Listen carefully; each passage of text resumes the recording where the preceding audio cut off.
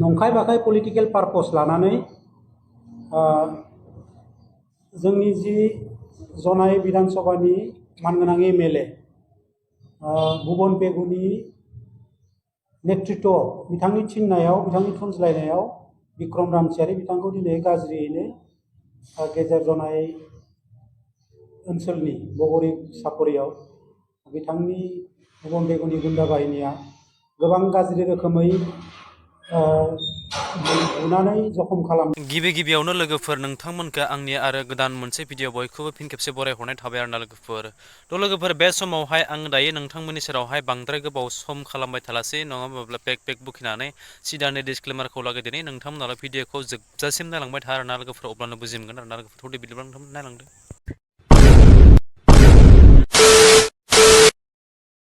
तो लोगोफोर बे समाव नोंथांमोना अलरेडि मोनथिखाबायबो जानो हागौ आरोना लोगोफोर बै आंनि थाम्बनेल आरो टाइटेलखौ नायनानै दिनैनि भिडिअ मानि थाखाय जागोन।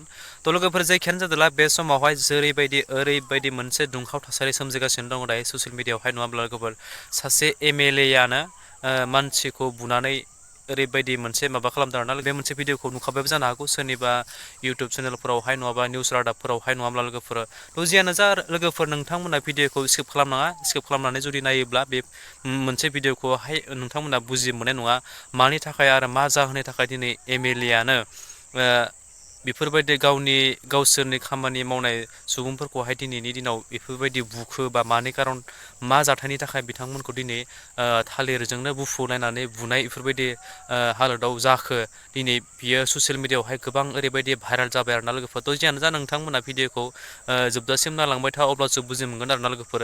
बेनि सिगाङावनो बे थालिर बुनायनि सिगाङावनो मोनसे भिडिअनि क्लिपखौ आं नोंथांमोननि सेरावहाय देखायलांगोन।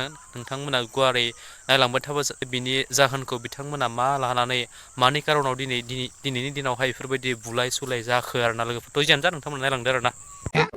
धेमाजि जिल्लायाव रायजो जानाय बर'फोरनि थाखाय जोङो दिनै साननो गोनां बाथ्रा, जोंनि धेमाजि जिल्लानि सिङाव थानाय सिलाफोथार ओनसोलनि जाखांफु लाइमोन फालांगिरि समाज सिबियारि बिक्रम रामसियारिखौ दिनै नंखाय बाखाय पलिटिकल पार्पस लानानै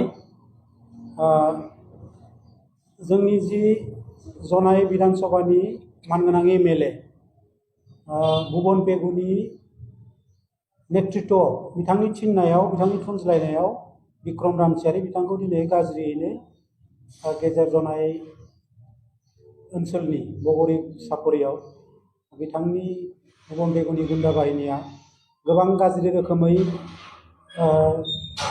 बुनानै जखम खालामदों। बेखौ जोङो दिनै बर' हारिनि सचेतन व्यक्ति हिसाबै जोङो गासैबो जों दुखु मोननाय फोरमायदों। जों बे जाथायखौ कन्डेम खालामो।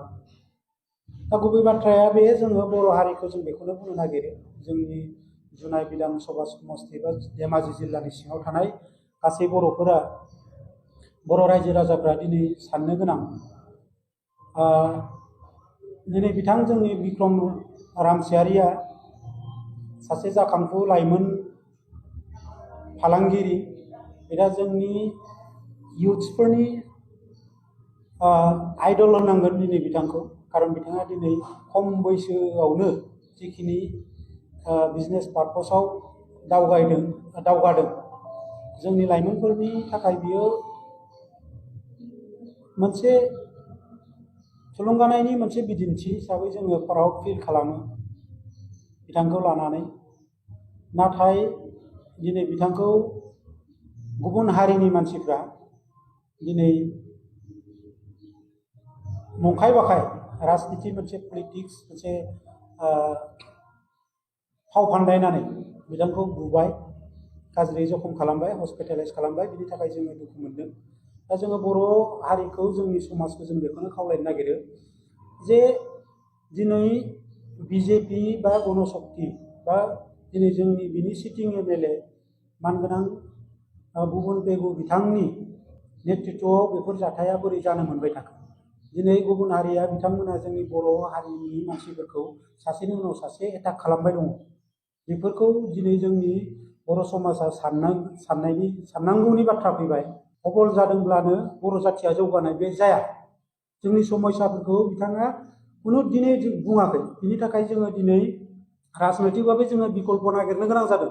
खोब दुखुनांथाव बाथ्रा।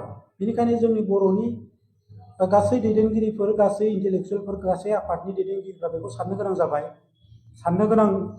साननांगोन होननानै जोङो खावलायो दानि जेनेरेसन हिसाबै। A few moments later.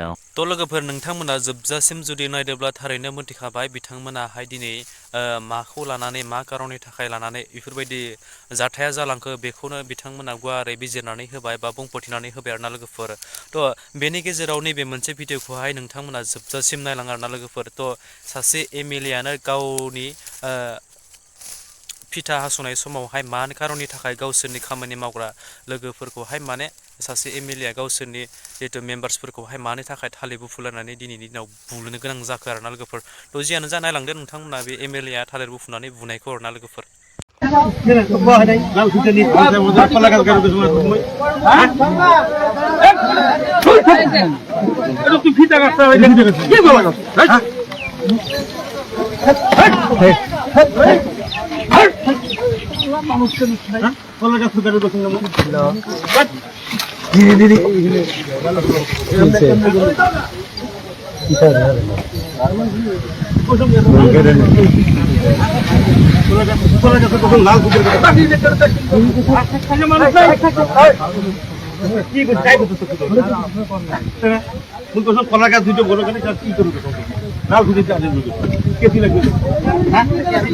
थ' बेनोमोन लोगोफोर भिडिअआ। निस्सय जुदि नोंथांमोना जोबजासिम भिडिअखौ नायदोंब्ला थारैनो बुजि मोनखाबाय नङा होमब्ला लोगोफोरा। थ' बुजि मोनाखैब्ला नोंथांमोना भिडिअखौ अननानै रिपिट खालामनानै नायफिन, अब्लानो बुजि मोनगोन मा जाहोननि थाखाय मा जाथायनि थाखाय बेफोरबायदि जालांखो आरोना लोगोफोर। थ' जोबनायाव आं नोंथांमोननि सेरावहाय मोनसेल' बाथ्राखौ खावलायनो होननानै सानदों लोगोफोर। नैबे मोनसे भिडिअखौहाय आं नोंथांमोननि सेरावहाय शेयार खालामनायाव आंनि माबा मोनसे गेना गोरोन्थि जादोंब्ला आं नोंथांमोननि सेरावहाय बयनियावबो निमाहा बियो आरोना लोगोफोर। थ' लास्ट जोबथारनायाव फिन खेबसेबाव नोंथांमोनखौ खावलायबावबाय, जुदि नोंथांमोना नैबे मोनसे भिडिअखौ नायनानै जुदि मोजां मोनदोंब्ला गाहाम मोनदोंब्ला अननानै आंनि चेनेलखौ साबस्क्राइब खालामदो, लोगोसे लाइक, कमेन्ट एन्ड शेयार खालामदो। आरो जोबनायाव बै खनायाव थानाय बेल आइकनखौ नोंथांमोना दाबायना होदो आरोना लोगोफोर, जाहाथे बेफोरबायदिनो आपडेट भिडिअ होयोब्ला गिबि नोंथांमोननियावहाय नटिफिकेसना सहैनाय बायदि। स' थेंक इउ स' माच। आरो नेक्स्ट भिडिअ फिन खेबसे लोगो मोनगोन लोगोफोर। बाय बाय।